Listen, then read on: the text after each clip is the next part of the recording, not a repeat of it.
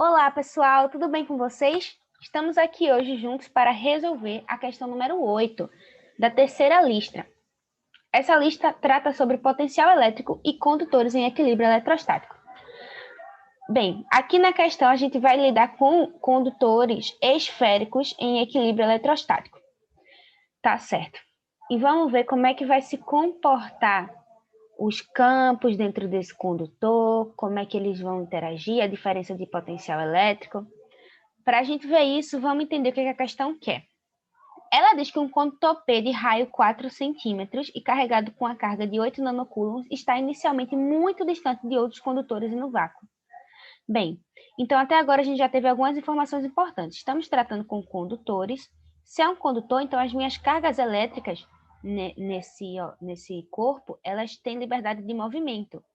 É um condutor que tem raio, gente. Então eu já sei o formato dele, é um formato esférico, certo? E se tem carga, quer dizer que gera campo elétrico. Mas, inicialmente, como é que essa carga está? Ela está muito distante de outros condutores, ou seja, ela não está interagindo com nenhum outro condutor. Então, esse campo elétrico está só lá existindo sem interagir com absolutamente ninguém. Lembre-se, campo elétrico não depende de outra carga para poder existir. Se eu tenho uma carga, ela, por si só, independente de qualquer outra, já gera um campo elétrico. E a gente, por convenção, diz que campo elétrico de cargas positivas apontam para fora, certo? Aqui são as linhas de campo dessa carga que é positiva e elas vão estar apontando para fora desse condutor. Mas aí, a seguir, é colocado concentricamente com outro condutor. Outra palavra importante, concentricamente. O que é isso? Concêntrico quer dizer no mesmo centro. Então, se é um condutor esférico, vai ter algum ponto aqui, C, que é o centro, ou seja, daqui para qualquer ponto na superfície do condutor, eu vou estar a mesma distância, que vai ser minha distância de 4 centímetros, né? Que é o raio dessa minha esfera. E aí, nesse mesmo centro, eu vou colocar outro condutor. E como vai ser esse outro condutor? Vamos ler para saber as características desse outro condutor, que eu chamei de T grande. Ele é esférico também, olha só, ele é esférico, ele é oco e ele é neutro. Como assim neutro? Quer dizer que ele inicialmente não está carregado eletricamente. As superfícies internas e externas de T, olha, se T tem superfícies internas e externas, então ele vai ter duas partes, né, gente? A superfície interna e aqui um pouquinho mais afora a superfície externa. E aqui no meio deles, você não tem nenhum isolante, nada. Aqui no meio, entre as duas partes, é oco. Certo? De acordo com a questão, é oco. E aí, essas superfícies internas aqui tem 8 centímetros e a externa tem 10 centímetros. E a questão pede para a gente determinar a diferença de potencial entre P e T, quando P estiver no interior de T. Certo. Sabendo isso, vamos lá resolver a questão. Bem, pessoal, aqui está o nosso problema reescrito, certo? Condutor P grande, condutor T grande. E o problema pede para a gente achar a diferença de potencial elétrico entre o condutor T grande e o condutor P grande. Primeira coisa a gente pontuar é que normalmente quando a gente pensa em fazer a diferença de uma grandeza física, a gente logo pensa em delta, né? Então a gente vai ter que calcular o delta V, então vai ser o V final menos o V inicial. E na verdade não é assim, gente.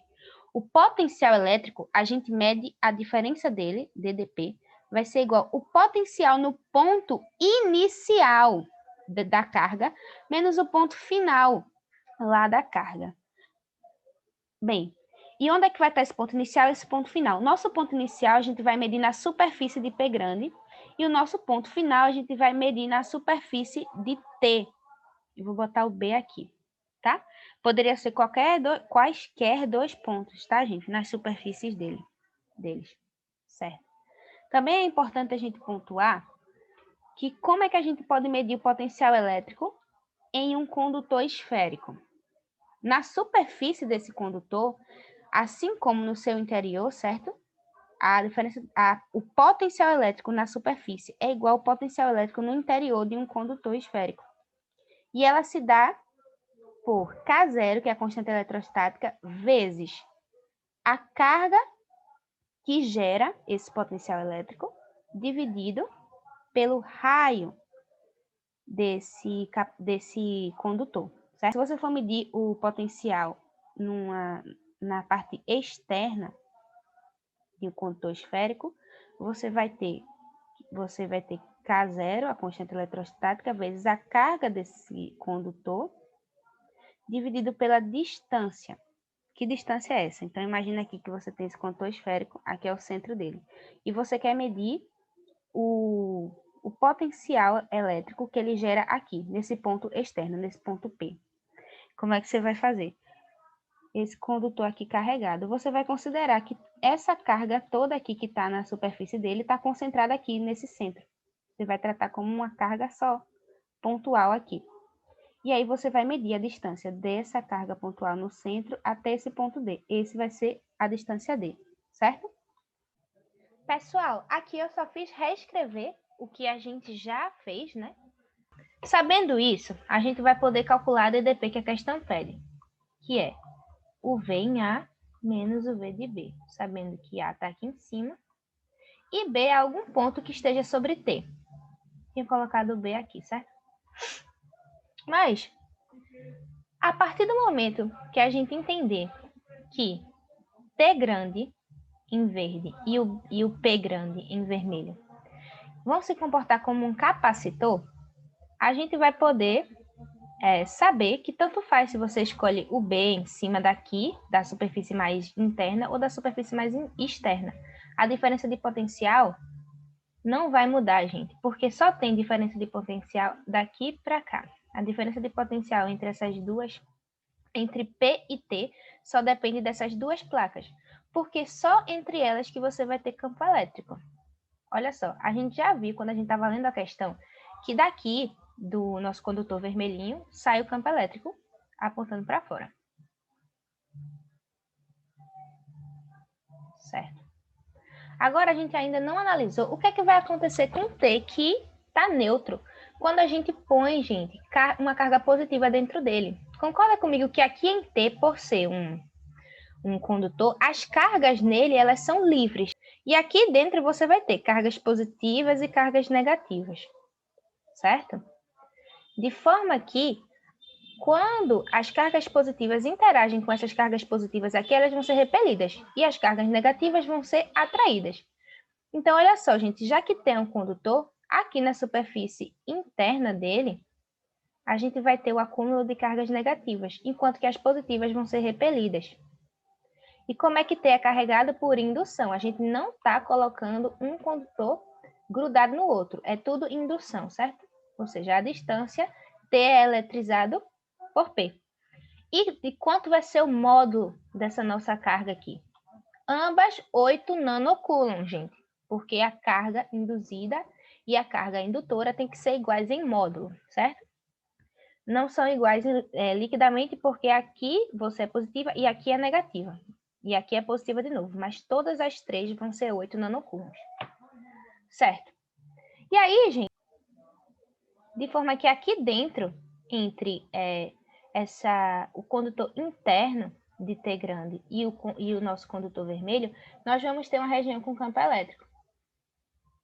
Tá? Gente, esse campo elétrico é o mesmo, viu? Por quê? Porque aqui a gente tem um capacitor. Eu só coloquei as cores diferentes para vocês conseguirem visualizar, mas isso aqui não são dois campos elétricos diferentes, não. Isso aqui é o mesmo campo elétrico porque ele é gerado pela mesma carga. Carga de 8 nanocoulombs. Certinho? Então, aqui a gente vai ter um condutor carregado positivamente com 8 nanocoulombs. Outro condutor carregado negativamente com outro 8 nanocoulombs. E vai ter campo elétrico uniforme, gente. Mesmo módulo, mesma direção e mesmo sentido. Ou seja, isso aqui se comporta como um capacitor. Ah, mas aqui e lá fora, o que é que vai acontecer? Perceba que essas cargas positivas na parte externa também vão gerar um campo elétrico, mas que ele vai apontar para fora. De forma que nessa região aqui, gente, vai continuar oca e sem nenhum campo elétrico. Essa região aqui fica sem nenhum campo elétrico. Certo?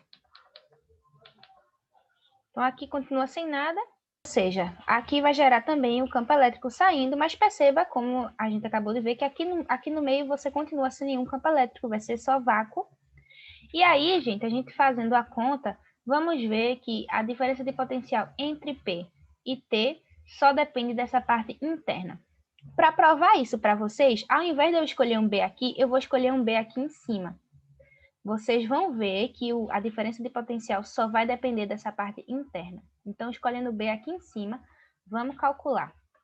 Quem é o meu potencial primeiro no ponto A? O ponto A está sobre a superfície vermelha, que é o condutor interno, tá?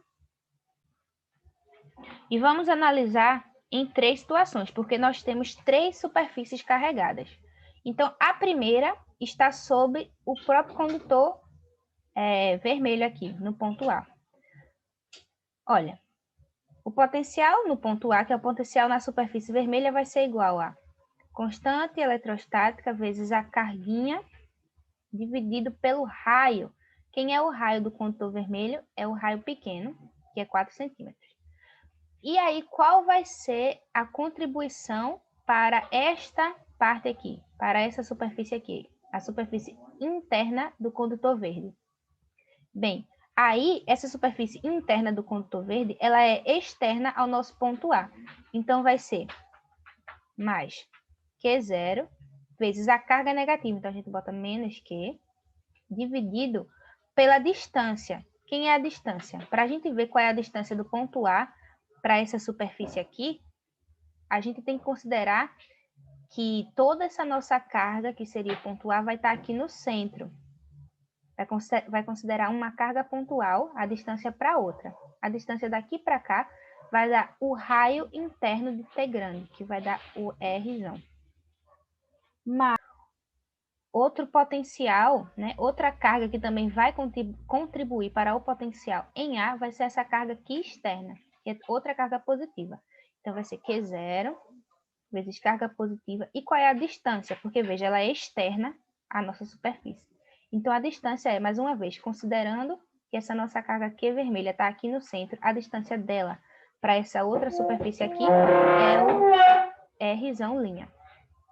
Enquanto que agora vamos calcular o potencial em B. No ponto B, que é agora esse aqui, ó, na parte externa do condutor T. Primeiro, vamos ver qual é a contribuição dessa carga aqui positiva vermelha nesse ponto B. Ela é interna. Então, gente, vai ser igual a K0, a carga, dividido por o raio. O raio da nossa esfera grande é R'. Mais. Observe que essa nossa superfície interna de T grande, ela é interna também a essa superfície externa.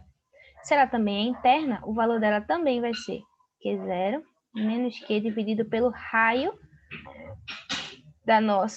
do nosso maior condutor aqui, que é o condutor que a gente está olhando agora, que o ponto B está em cima dele. Perceba, gente, que K0 vezes Q dividido por R' mais essa parcela aqui vão se anular. E agora, vamos calcular quem é o potencial de B em cima da própria superfície dele. É isso aqui. K0 vezes Q dividido por R'. Como a gente pode ver, essa parte cancela com essa. E fazendo VA menos VB, o que vai sobrar aqui? Vai sobrar K0 de Q dividido por Rzinho menos Q K0 dividido por Rzão mais K0 Qzinho dividido por Rzão linha menos o VB. O VB é K0 Q dividido por Rzão linha. Veja, isso aqui e isso aqui vão se cancelar. Sobrou que a DDP é isso aqui. Substituindo os valores, K0 é 9 vezes 10 elevado a 9. que multiplica pela carga, que é 8 vezes 10 elevado a menos 9. Perceba já, gente, 10 elevado a 9 vezes 10 elevado a menos 9, temos potências com a mesma base, 10. Então, vocês somos expoentes. Mais 9 com menos 9 dá 0. 10 elevado a 0 vai dar 1. Dividido pelo raio. O raio é 4 vezes 10 a menos 2. Menos. Em cima vamos ter o mesmo valor. 9 vezes 10 a 9. Vezes 8 vezes 10 a menos 9. Dividido por... Agora, quem é esse raiozão aqui, gente? Esse raiozão a gente definiu como sendo do centro até a superfície interna do condutor verde. A superfície interna do condutor verde tem 8 centímetros. 10 vezes 10 a menos 2. Como a gente já viu, ó, isso aqui vai ficar 1 em cima. E veja, se a gente tem uma potência elevada a algo negativo no denominador, a gente joga ela para o numerador e esse expoente fica positivo. Então, aqui eu vou ter 9 vezes 8, dividido por 4, vezes 10 a segunda, menos 9 vezes 8, dividido por 8, vezes 10 a segunda, positivo agora. Então, aqui, ó, eu tenho 8 dividido por 4, vai ficar 2. Vou ter 9 vezes 2, vezes 10 elevado a 2, menos 8 dividido por 8 dá 1. Menos 9 vezes 10 elevado a 2. Só para a gente organizar melhor a conta aqui. Então, ficamos que a DDP final é 9 vezes 2, 18, vezes 10 elevado a 2, menos 9 vezes 10 elevado a 2. Isso aqui vai dar igual a 9 vezes 10 elevado a 2. Se está 10 elevado a 2, a vírgula está aqui, ó. Vamos andar 2 casas com ela. 1, 2, 900. 900 o quê? Volts. DDP a gente mede em volts. Mas só para provar para vocês que realmente a DDP é em volts, vamos lembrar as unidades, né? A gente estava fazendo a conta com K0, multiplicando pela carga, dividindo pelo raio. O raio a gente deu em metros, a carga a gente deu em coulombs. E K0? K0 é em newtons, metro quadrado, coulomb ao quadrado. Então, veja, só aqui, qual é a unidade que sobra? Em cada um desses lados, eu tive uma conta usando essas unidades. Então, eu fiquei com newton, metro quadrado, coulomb quadrado, multiplicando por coulomb, dividindo por metro, certo? K0, multiplicando pela carga, dividindo pelo raio. Metro com metro, 1 coulomb com 1 coulomb. Fiquei com 1 newton, multiplicando por 1 metro, dividido por 1 coulomb. Newton multiplicando por metro é joule, dividido por coulomb. Joule dividido por coulomb é volts. Então, a nossa DDP é de 900 volts. E isso, gente, eu disse para vocês que a gente ia conseguir provar que, mesmo a gente pegando um ponto B na superfície externa, que foi aqui, só depende da diferença de potencial entre essa superfície vermelha e essa superfície aqui, ó. A gente fez a conta usando esse B aqui que eu estou circulando, mas no fim a gente descobriu que só tem diferença de potencial entre essa superfície interna e o condutor vermelho. Por quê? Veja o que sobrou aqui. Sobrou K0 de Q vezes o raio pequeno, que é o raio desse nosso condutor menorzinho, vezes esse raio aqui, ó. Esse raio aqui é esse aqui. É o raio dessa esfera interna. E isso aqui é justamente o potencial na superfície dessa esfera aqui. Da esfera interna. E o ponto A é o potencial da superfície do nosso condutor vermelho. Então, ainda que você pegue um ponto B na superfície externa de T grande, aí você consegue ver, você consegue provar que a diferença de potencial entre T grande e P, que foi o condutor vermelho, só depende dessas duas partes, porque a parte externa não vai interferir. Bem, é isso aí, pessoal. Espero ter ajudado vocês. Até a próxima.